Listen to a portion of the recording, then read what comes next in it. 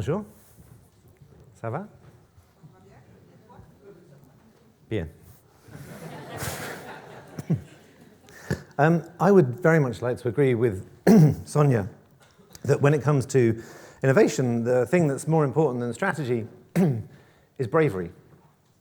And that's really the theme of my talk, because I don't just mean bravery in the kind of words that get put on the walls of offices. I mean bravery that scares you internally. The kind of change that I think is required is the kind of change that this woman represents. Real courage. Courage that involves real risk. A question I would like to put to you as we have this conversation is, what values do you have in this game that you'd be willing to risk your job for? What actually are you fighting for here? Is it the company's targets, objectives, goals, next quarter's numbers? Or is it deeper than that? Because I think in that question we begin to find our courage. And if we don't know it, a bit like the point about purpose, we can get lost real easy.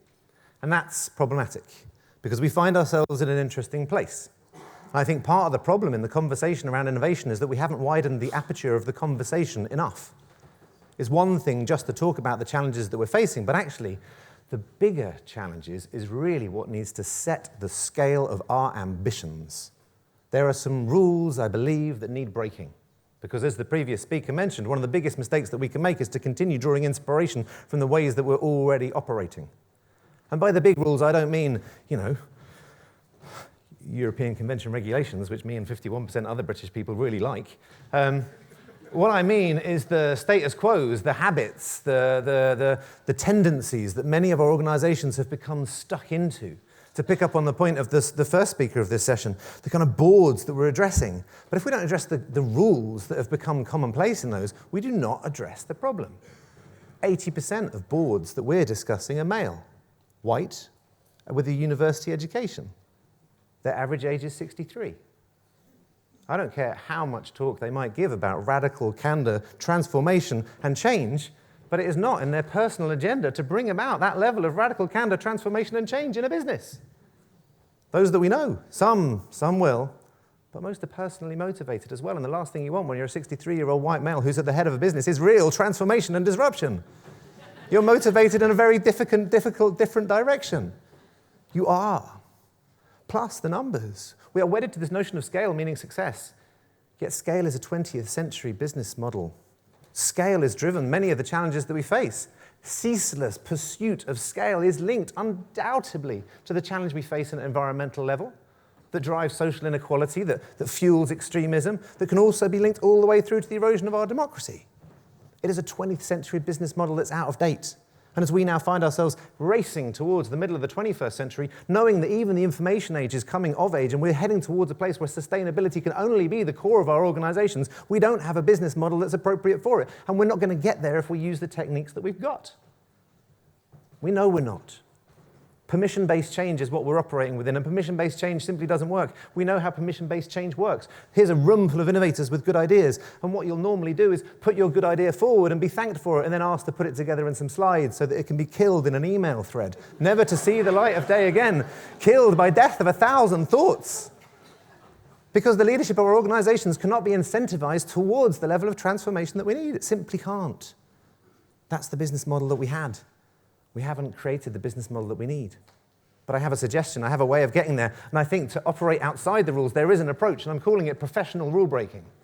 Professional rule breaking. I don't advocate wanton rule breaking. I don't want anyone here to get into too much trouble. I don't want to disregard the beautiful businesses that you work for, the brands that we've grown to love, or the best jobs of your life, which is what you should be aiming for.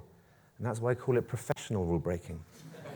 Professional rule breaking that fits within the boundaries of our job and within the hours of our working week, but professional rule breaking nonetheless. And I have a measure of success for professional rule breaking. Nearly getting fired at least once a year. That would suggest that you're just operating within the confines of what your business needs, but you're actually pushing things close enough to bringing about some real change. That's what we're talking about, because I think fundamentally, in fact, there's no need to buy my book, because it can all be summed up in this line. Fundamentally, what I think we're working with is against what we've got. And that the biggest mistake we can make is to carry on believing that the way things are is the way things have to be. And so much of what we've just said, whilst I agree with it massively, its starting point is that we're going to carry on with what we've got. And I think that is fundamentally flawed. I think we have to go in a different way. And I think we have to challenge the ideas, this notion that innovation will always come from a certain valley on the other side of the Atlantic, and that all the solutions we need for any particular business model we might be facing. I just don't buy. I simply don't buy the Uberization of everything being the future business model of anything. And then you might be thinking, well, this isn't your challenge. I saw how many hands went up if we were asked if we're leaders. Surely isn't this for our leaders? Our leaders are supposed to work all this shit out, aren't they? Well, if you stand where I stand, that does not seem to be the case. There is nobody coming to save me, and I've worked with successive governments and prime ministers over the last 20 years, and every single time I arrive at number 10, I expect to meet the grown-ups, I expect to see the plan. And it's become certainly clear. I was hoping that there were some civil service secret ninjas underneath the stairs at number 10. There is no one but you and I, none of us. And the higher we get towards our levels of leadership, actually there is greater stagnation around innovation, and I do not mean to cast aspersions on the few genuine innovators in positions of leadership, but as we move in that direction, your propensity and ability for real innovation lessens. This is up to us. It really is. It couldn't be clearer that the levers to bring about real change are not enough. The biggest challenges I think the world faces, the best thing I've got is a couple of memes. That's all I've got. And if you've got some good memes, share them with me, but it's not going to bring about the kind of change we need. It's just going to make us feel better temporarily whilst the world continues to burn. No, we need something much stronger than all of this, I believe. Sitting above everything that we're discussing around innovation, I would suggest that what we really need is rebellion. Rebellion, strong term, strong words to be using in a country like this, good Lord, but rebellion nonetheless. I mean it sincerely, and seeing as I get to write the book, so I get to choose the rebellion, I'm going to choose a sexy kind of cool Star Wars rebellion where no one really gets hurt. But rebellion, nonetheless. I wrote this book throughout 2016 and 17, so I chose that word very carefully. Depending on where you're from, that word could bring together ideas of violence, conflict, breakdown of community, and I don't want that. But I do want change, and I want change in my lifetime, and I want change in my daughter's lifetime. So I've looked beyond business, where I think we default to too often. Look beyond the quotes that we always use. Actually, I haven't. I've used lots of those. But to try to get to the framework of real change makers, people who fought and died, people who knew the values that they were willing to lose that which they loved for. Because I think from there we will get the sense of innovation that we need. These guys who really stood up to the challenges of the world and changed organizations and leadership that didn't feel like it was ever going to move. And in this gap just here, I think I found the role models, the icons, the examples that we need right now at this point of the 21st century in the golden age of pirates. Goes slightly quiet there. Does he know what he's talking about? He's talking about the civil rights movement next to Jack Sparrow. With respect to everybody in the civil rights movement, I would like to posit that not many people know the true history of pirates. And now is the time to learn it. Now really is the time to learn it. So to start with, I do know where most people get their understanding of pirates from. The story that we all grew up with, Captain Hook, Peter Pan, and everything else. Well, my friends, this is a lie that has been missold to us. So if you don't mind, for a couple of minutes, I'd like to give you a pirate history lesson. Right. They're all the way over here. Bloody hell, that's a long stage. Over here, on your left, we have Black Sam Bellamy. Age 28, he was the first billionaire of all the pirates, but whilst he was infamous for his ability at stealing already stolen Spanish gold, he was even more famous for his eloquent execution and articulation of the argument against the institutions of power that held down the common man. And then here we've got Edward Teach, a.k.a. Blackbeard, undoubtedly the most famous of all the pirates, famous because he was the one who invented the pirate brand, and so dedicated was he to living the brand that he would set light to fuses at the end of his beard, so he would bring down this vision of fury and hell upon his hapless victims, not because he was a psychopath, quite the opposite, because he had no intention. In fact, there's no record in history of Blackbeard ever killing anyone. His brand was so powerful and strong. And over here we've got Black Caesar, one of the very many black pirates who 150 years before the abolition of slavery were being regularly with governments. We're all frustrated. Our conversation is all the same and at the same level, and yet our response falls short.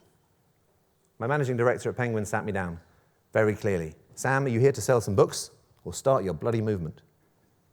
I was really grateful because it clarified everything for me. Something's beginning, and we're in the middle of it. So yes, it's true, the introduction, I'm an author, an entrepreneur, and a consultant, but I've decided to take my own advice, and I've stopped it all of it. Books don't make money whatsoever, but something's happening. I've now got thousands of people who've come to me from where the book's been released, talking about the change they're creating. So I'm trying to find new platforms, new chances to tell their stories, the stories that we need, that we're missing, because yes, we've got some good leaders and some great examples, but this is where the change has to come from. So I'm looking at examples of mutiny. Mutiny within organizations where small teams decide not just to break the rules, but to rewrite them. And I'm trying to bring all the wind I possibly can into their sails. So I would ask you, my friends, to consider innovation an act of bravery, an act of piracy, an act of mutiny, and to join me in being more pirate. Thank you all very, very much.